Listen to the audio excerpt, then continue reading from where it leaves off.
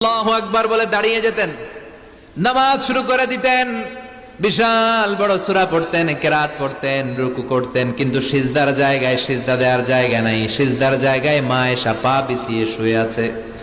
বুখারীর বর্ণনা, বিশ্বনবী সিজদায় যে হাত দিয়ে মা আয়েশার পায়ের মধ্যে চিমটি কাটতেন, মা আয়েশা বুঝতে পারতেন বিশ্বনবী এখন সিজদায় যাবে। সুবহানাল্লাহ পড়েন।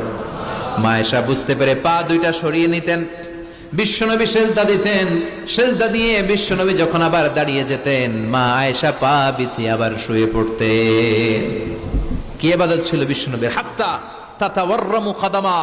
মা আয়েশা বলতেন বিশ্বনবী দাঁড়িয়ে থাকতে থাকতে এত সময় ধরে তাহাজ্জুদের সালাত পড়তেন, ওনার পা গুলো ফুলে এরকম টিউমারের মতো মোটা হয়ে যেত। সুবহানাল্লাহ পড়বেন না?